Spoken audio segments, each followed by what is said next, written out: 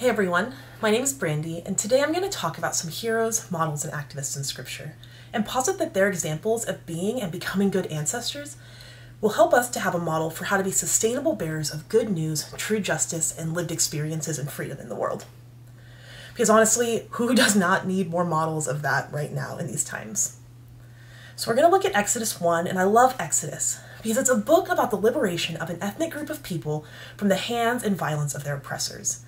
It's a story of a group of people being pulled from toxic empire realities and invited to dream of a new type of world and community as God intends, where people can be free, not just from enslavement, but free to be fully themselves.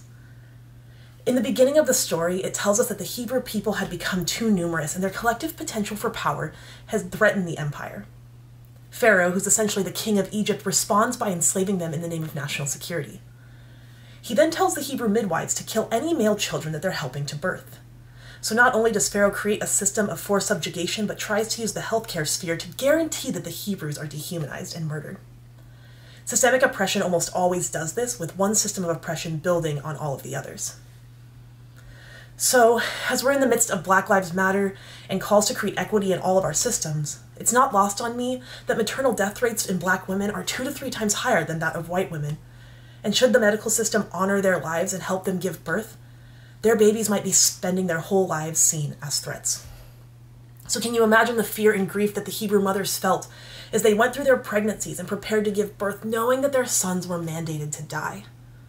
I'm not a mother, and I can't imagine that kind of pain, but I see the mothers of slain Black men and trans women at the hands of the police and white supremacists and get a glimpse of the horrors that this text points to.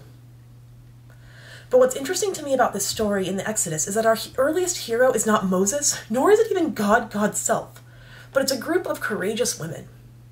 They are some of the first and most effective activists and advocates in the text. And it's not lost on me that patriarchal lenses for how we read the scriptures prevent us from seeing these women as core parts of the story.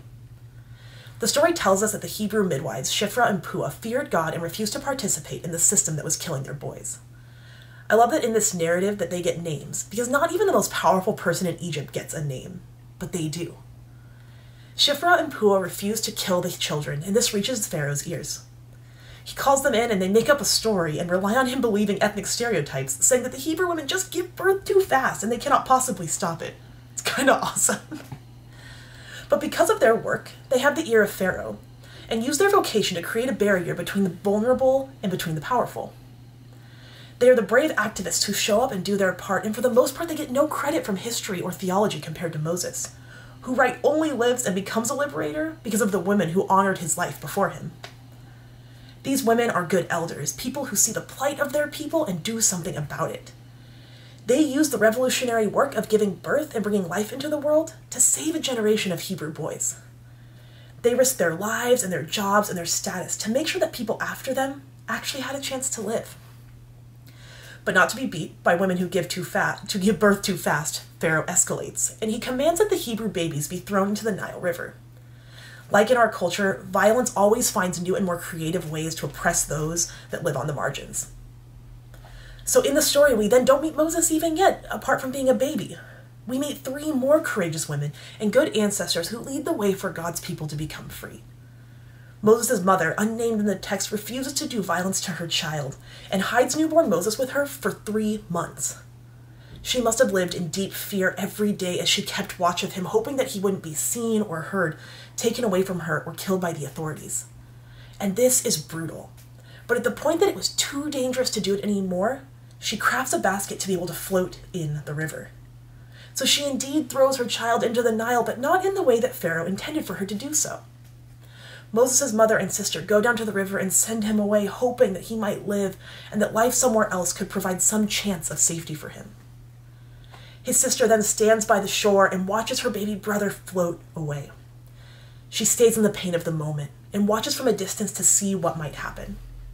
She doesn't avert her eyes, she acts and she watches. And then she gets the chance to act again. And I think this is conceptually core to becoming a good ancestor.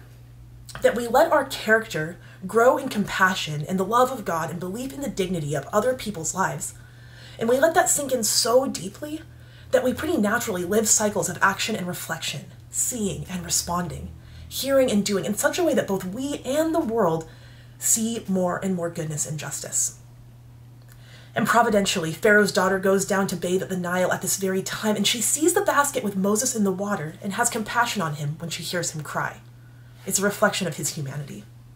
And this honestly is a super low bar, but it's fascinating that in this story, that when Moses is seen as a beloved baby, even though he is a Hebrew, that he's worth saving. Pharaoh's daughter finds that the issue is no longer an issue of those people far away, but one that's right in front of her. This communicates to me that proximity matters in how we see and honor and believe people who are not like us. It helps us to believe that other people's bodies and stories matter. When we're close to suffering, it compels us to act, and we see that here, just how Brandi Brown says that people are hard to hate close up. Moses' sister then offers to find a woman to nurse the child and reunites Moses with his mother. His mom probably thought she would never see her child again, fearing the worst.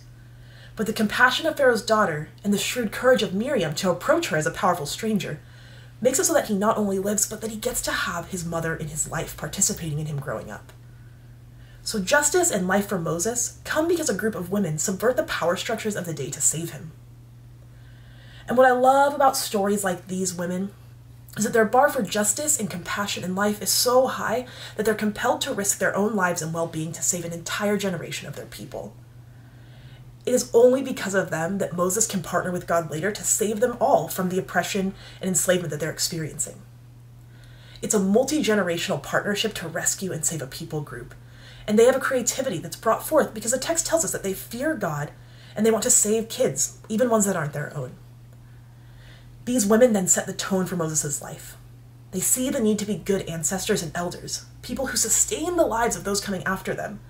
And so often we forget them in this story. Because, right, Moses isn't an independent hero. He's a person who comes from a legacy of powerful and brave women in whose footsteps he follows. So as I watch activists out on the streets literally risking their lives, whether by COVID-19 or for any other reason, in the midst of police brutality in our world, I see the story of the women in Exodus. I'm watching young, queer, Gen Z women and femmes lead the charge for Black Lives Mattering, and we're seeing the rumblings of change around the country.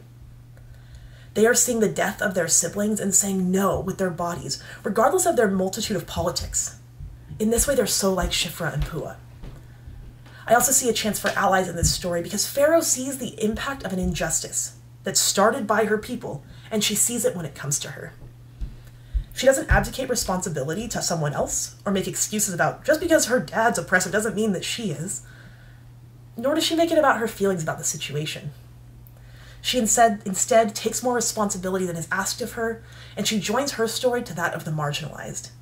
And all of this in the text happens before a single mention of God.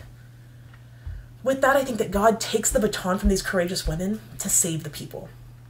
It isn't until nearly a chapter later that we see God show up or act at all in the story.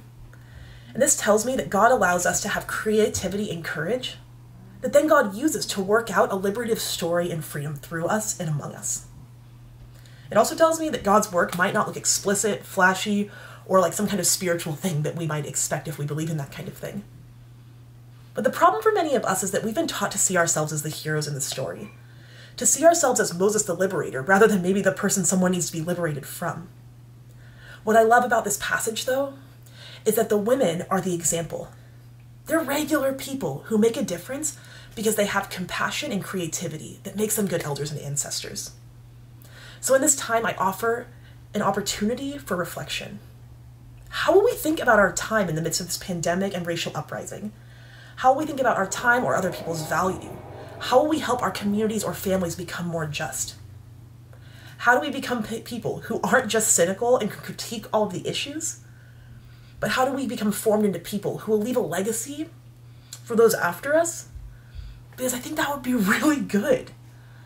How will we demonstrate a love for neighbor when it matters, not just when it's convenient or rewards us with spiritual accolades, as Christianity often teaches us to do? It's so messed up. What if we instead left a legacy where no one has to say Black Lives Matter because we've eliminated anti-Blackness? Where there's no need to combat police brutality because policing no longer needs to exist as is because we found better tools than force and violence? What if we left a legacy where reparations were normative and good because God throughout Scripture honors and blesses people who restore the things that they've broken? What if people never had to choose between their faith community and their gender or sexual identity again, because we destroy homophobia and transphobia in our midst?